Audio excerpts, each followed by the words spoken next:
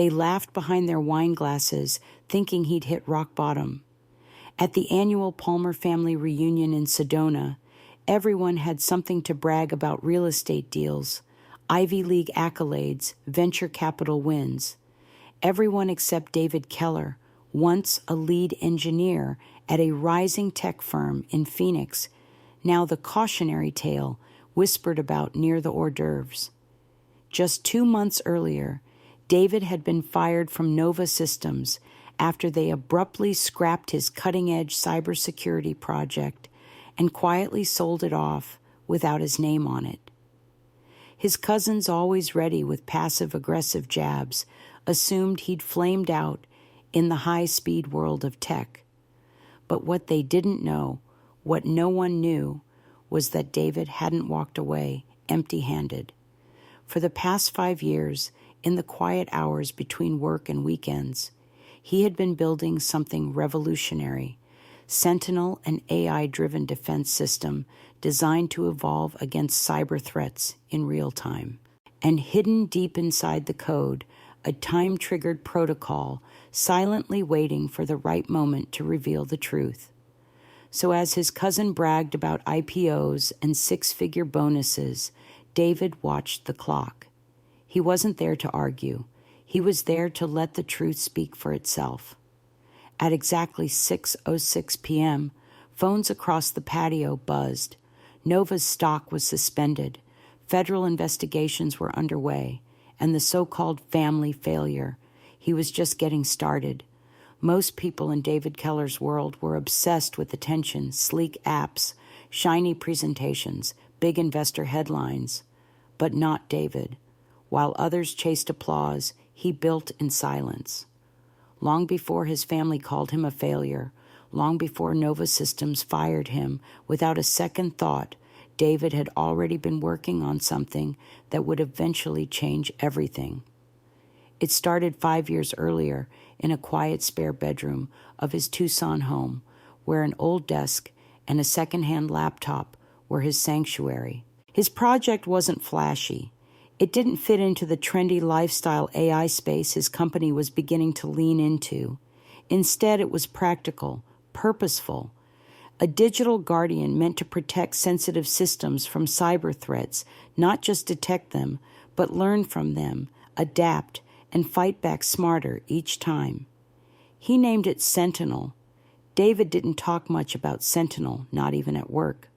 While others wasted late nights trying to impress executives with slick mock-ups and polished demos, David spent his hours studying attack vectors, tweaking algorithms, building an artificial intelligence that behaved more like a brain than a bot. Sentinel didn't just respond to threats. It evolved, grew stronger, and even predicted future intrusions. But David wasn't naive. He knew the corporate world. He'd seen other engineers pour their hearts into innovations, only to have them quietly repackaged under a CEO's name or sold off to government contractors without so much as a nod of credit. That wouldn't happen to him. So he wove a secret into Sentinel's DNA, a digital signature embedded deep within the code. It was harmless, unless triggered by very specific actions, a watchdog of sorts.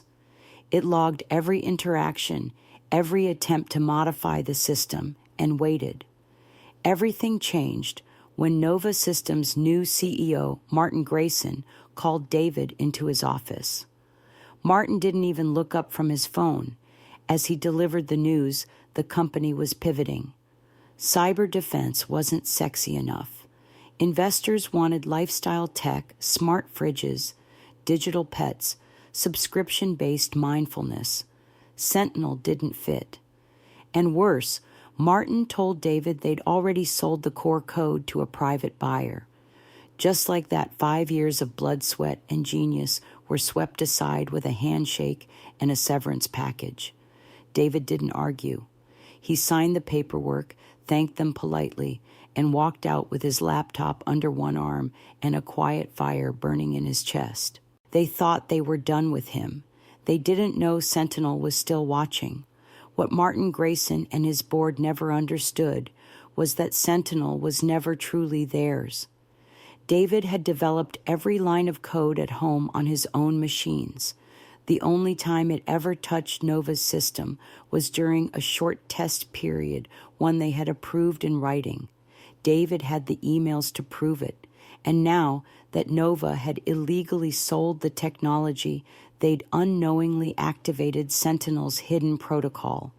It was set to go live during a routine update. When it did, every trace of authorship, every cryptographic marker would point back to David Keller, not Nova Systems. The truth would be undeniable, and the timing impeccable. So while his family snickered at the idea of him jobless and washed up, David watched the digital dominoes fall. He didn't need to shout. He didn't need to prove anything. Sentinel was about to do that for him. Not just a defense system, it was his legacy. And soon it would expose just how fragile the empire built on stolen work really was. Because in tech, it's not always the loudest voice that wins. Sometimes it's the quiet one who writes the code, lays the traps, and waits patiently for justice to speak. It was one of those perfect Arizona evenings. Cool breeze, warm glow from the patio lanterns, and the hum of polite conversation blending with soft jazz. The annual Palmer family dinner was in full swing, hosted at David Keller's aunt's estate in Sedona. Crisp white tablecloths, gourmet hors d'oeuvres, and imported wine were the norm here. So was competition. The Palmers didn't do small talk. They did resumes, deals closed, bonuses earned, IPOs launched. Everyone had a polished story ready to tell except David. He kept to himself, lingering near the koi pond, while cousins like Caroline, who had just landed a luxury real estate deal in Denver, bragged about their latest wins. Her twin brother Ryan, a fast-talking venture capitalist, droned on about disrupting fintech and leveraging market uncertainty. David had heard it all before. David Ryan called with a grin that didn't reach his eyes. We were just talking about career resets. You in. A few chuckles followed. The jab wasn't subtle, but no one seemed to mind. In this family, a layoff was seen less as misfortune and more like proof you couldn't keep up. Caroline sipped her wine and smirked. Any luck finding a new gig? She asked. David glanced at his phone. 6:03 p.m., right on schedule. What no one around that table knew was that while they were swapping brag-worthy sound bites, David's old company Nova Systems was about to be exposed. The Sentinel protocol buried deep in the system code had just activated. Every server, every backup, every product using his stolen AI would begin flagging his embedded digital signature, and every news outlet monitoring tech would see it. Still, he said nothing. Real success is about vision, Ryan offered with smug confidence. David smiled. Exactly. At 6:04 p.m., David's phone buzzed softly. He didn't flinch. The message preview was short but powerful. Breaking former Nova engineer linked to revolutionary AI expose. He tucked the phone back into his pocket. Across the table, his younger cousin Ethan, barely 25 and already smug with startup swagger, chuckled. You know the diner's still hiring dishwashers, he joked just loud enough for everyone to hear. David took a slow sip from his glass. 6:05 p.m., downtown Phoenix. Inside Nova's sleek glass headquarters, executives were likely scrambling. CEO Martin Grayson had probably been prepping a Monday press release, basking in the fake glory of Sentinel's success. In less than a minute, he'd be in crisis mode. David leaned back in his chair, letting the moment breathe. Then he spoke. Why don't we all check our phones? He said loud enough to cut through the background music. Things are about to get interesting. Caroline rolled her eyes. Ryan scoffed, but one by one their phones buzzed, and then buzzed again, and again. The patio fell silent. Nova Systems stock suspended amid authorship scandal. Department of Defense pauses $300 contract. Former lead engineer claims ownership of breakthrough AI. The air shifted. Caroline's wine glass tilted. Ryan stared at his screen, pale. Ethan muttered a stunned curse. Aunt Margaret gasped. David stood slowly, calm and deliberate, and pulled his weathered laptop from his bag. Would anyone like a demonstration? No one spoke. They just watched.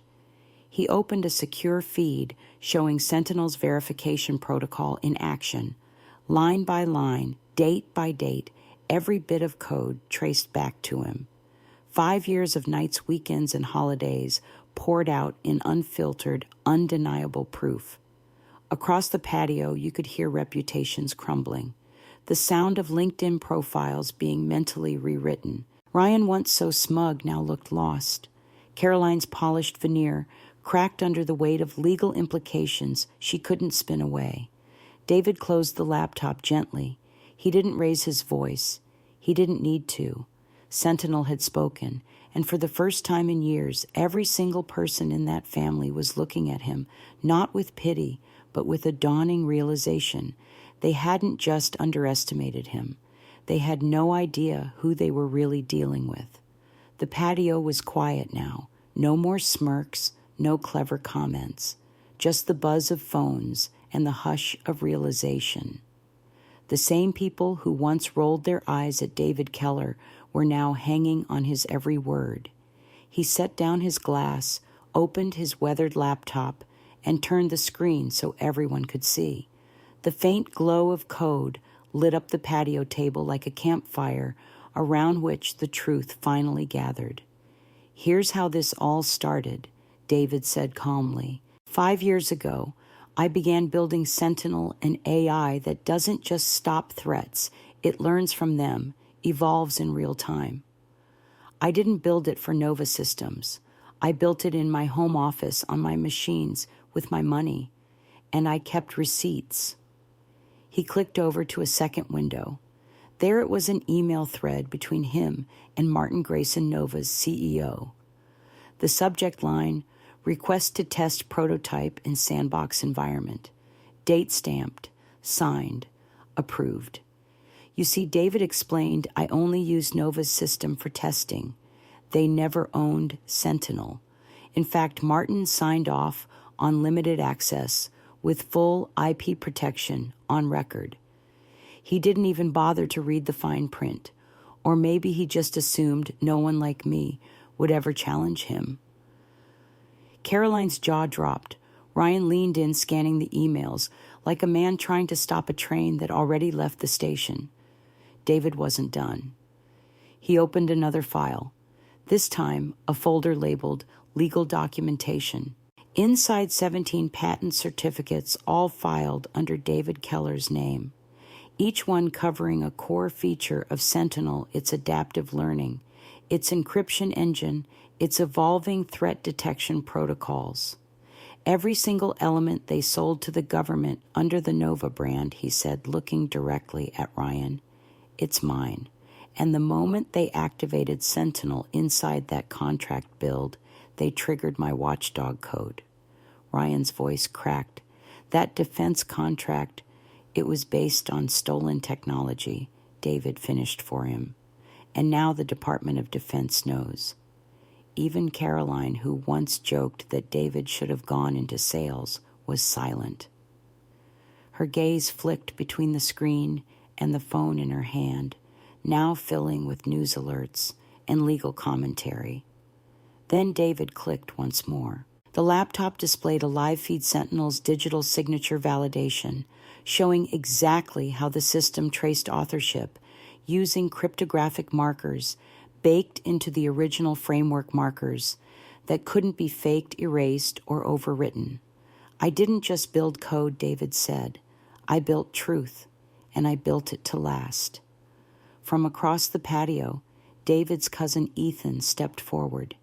His voice, normally loud and full of startup swagger, was soft now. But they fired you. Doesn't that mean they own it? David shook his head slowly. They fired me after they sold the software. That move activated Sentinel's legal protocols.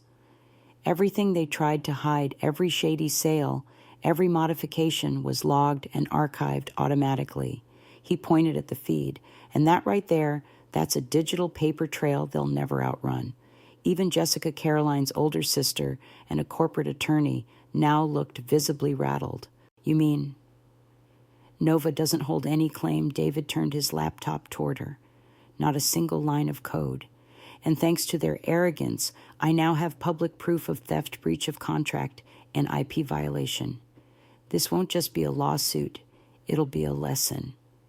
Phones buzzed again. More headlines. Federal probe launched into Nova Systems for AI ownership fraud. Patents linked to dismissed engineer validate ownership claims.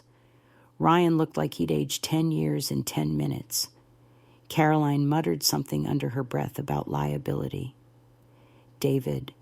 He simply closed the laptop and took another sip of his drink. For the first time in years, he wasn't just heard. He was respected. And the best part, he didn't have to yell, sue, or beg. The code had done the talking, the law had backed it up, and the truth had finally come home. 1 month after the night, everything changed. David Keller found himself standing in a glass-walled boardroom at Oracle's headquarters in Redwood Shores, California. Just beyond the windows, the late afternoon sun danced across the San Francisco Bay. But inside the atmosphere was all business. At the front of the room, Sarah Martinez, Oracle's CEO, was wrapping up a presentation for the board. Behind her, a giant screen displayed real-time data. The glowing dashboard didn't show stock prices or sales numbers. It showed Sentinel in action. Since we deployed Sentinel, Sarah said, gesturing toward the metrics we've neutralized, over 3,200 cyber threats adapted to 19 new attack types, and reduced our response time by 87%. There were no raised eyebrows now, just focused attention. Executives who had once scoffed at small developers were leaning forward, watching Sentinel's interface as if it were some kind of miracle. One board member finally asked the question they were all thinking, "You developed all of this entirely on your own?" David nodded, his voice calm and sure. Every line of code, nights, weekends, holidays, my machines, my time. Nova Systems didn't contribute a single algorithm. The only thing they ever provided was temporary access to a test server, and I got that in writing. He tapped his laptop and pulled up the signed approval once again. The digital document, now part of a growing federal investigation, included clear language preserving full intellectual property rights for anything developed in that testing sandbox. Silence followed. Not awkward, but respectful. What had once been considered niche or too technical was now the crown jewel of Oracle's cybersecurity division. Sentinel wasn't just a defense system. It was fast becoming the standard for digital protection in a world facing daily attacks from criminal syndicates and rogue states alike. And David, the man Nova had discarded like yesterday's coffee grounds, he was now Chief Technology Officer of one of the most powerful companies in the world. By that evening, the press releases went out. Oracle secures exclusive rights to Sentinel for $4.2 billion. David Keller, named Chief Technology Officer. Reporters flooded his inbox. Journalists wanted the full story. Cybersecurity conferences were requesting keynote speeches. Congressional committees were asking him to testify about tech ownership fraud and developer protections. But amid the media whirlwind, what touched David most weren't the headlines. It was the quiet flood of messages from other developers, hundreds of them. They wrote about stolen ideas, erased authorship, endless nights of building tools that ended up in someone else's hands. One man described a decade-old algorithm that still lived inside a Fortune 100 product with no credit. A woman explained how her AI model was repackaged by a manager and sold to the military, her name never once mentioned. David read every single one. He realized then that Sentinel had become more than just software. It was a symbol, a rallying cry for the silent architects of the digital world. It represented something deeper than money or prestige. It stood for ownership, fairness, and the right to be recognized. That night, as he left Oracle's offices and stepped into the cool California air, his phone buzzed again. Another headline, another speaking request, but this time he paused. He looked up at the sky, then back at the old laptop case slung over his shoulder, the same one he'd carried out of Nova Systems in silence, the same machine that had run Sentinel's first tests. Now it sat at the heart of a global security network, from failure to CTO, from forgotten to foundational. And he had done it the only way he knew how, not by fighting for the spotlight, but by building something so strong, so undeniable, that even the loudest voices couldn't talk over it. The thing about truth is it doesn't stay quiet for long, especially not in the digital age. Just weeks after Sentinel exposed Nova Systems and cleared David Keller's name, something unexpected began to happen. A ripple, then a wave, then a full-on movement. It started small. A message in David's inbox from Leo Tran, a junior developer who had quietly stood by him during the Nova fallout. David remembered Leo bright, steady, and fiercely ethical. He hadn't said much during the storm, but now he was reaching out with purpose. Mr. Keller, the message began. Or should I say, Mr. CTO. There was a smile in his words. A few of us have been talking. Sentinel didn't just protect data, it gave us courage. We're building something. I think you should see it. Later that week, David met Leo in a quiet parking lot outside the now vacant Nova Systems campus. The company was already in free-fall bankruptcy filings, leadership resignations, and federal subpoenas were piling up. Their sleek glass headquarters was dark stripped of its signs, just a shell of corporate arrogance. Under a dim streetlight, Leo pulled out his phone and showed David a sleek new website. It was called the Sentinel Pact. We're gathering stories, Leo explained.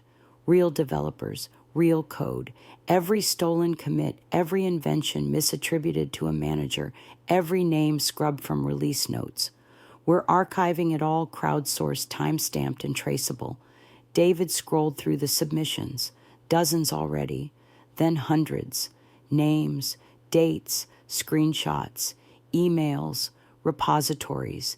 Each story was a scar and a demand for accountability. One came from a man in Seattle who had written a prototype for predictive medical AI, only to see it sold off without credit. Another from a woman in Austin who'd built a data encryption method now used in a billion-dollar startup. No credit, no compensation, and these were just the beginning. What you started, Leo said, it's bigger than just one victory. Sentinel proved we don't have to stay silent. David stood there for a long moment, taking it in. What had begun as a solo passion project in a spare bedroom had now become a platform for thousands, a living, breathing resistance to corporate theft. We're calling it a developer defense system, Leo continued. Think of it like open source armor, tools to help creators protect their work legally, technically, and publicly. David nodded. Send me the link. I want Oracle's Legal Ethics Council to see this. They might want to help fund it. Back at Oracle, the momentum was building fast. Sarah Martinez, the company's CEO, had already launched internal reforms around code attribution. Other tech giants were watching closely, nervous. Quiet investigations were beginning across the industry. Then came the real sign of change, a message from Jessica Palmer, David's cousin, the same one who once rolled her eyes at his career reset. She had been caught up in the Nova investigation. After it was revealed, she had signed off on legal paperwork ignoring proper authorship. Now she was stepping down from her law firm, her voice more reflective than defiant. "I get it now," her message read. "Why you stayed in engineering. Real power doesn't come from credit. It comes from creating something that matters." David read her message twice, then leaned back in his chair and looked across the skyline. Sentinel had become more than a system. It had become a spark, one that lit up a long overdue conversation in the tech world. Conversations about respect recognition and the invisible people who build the future behind the scenes. And now the quiet ones were done being quiet. The Phoenix skyline shimmered in the distance as David Keller closed his laptop, still the same battered machine where Sentinel first came alive. But its reach now stretched across continents, guarding infrastructure hospitals, financial systems, even whole governments. But that wasn't what David was proudest of. What truly mattered were the voices developers who'd once been ignored, now standing tall, code in hand, backed by truth. Sentinel hadn't just stopped cyber threats. It had awakened something far more powerful, a movement for justice for creators, for the builders who never made the headlines.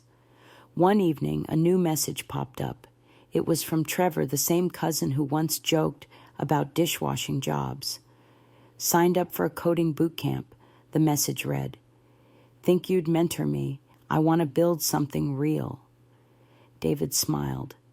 He knew exactly where Trevor needed to begin.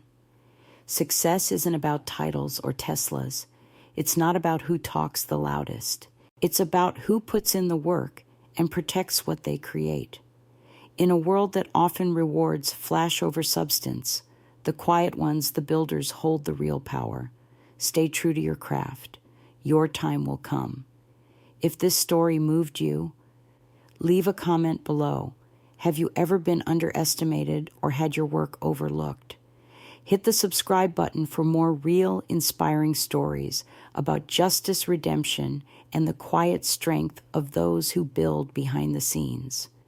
Because sometimes the people no one noticed are the ones who change everything.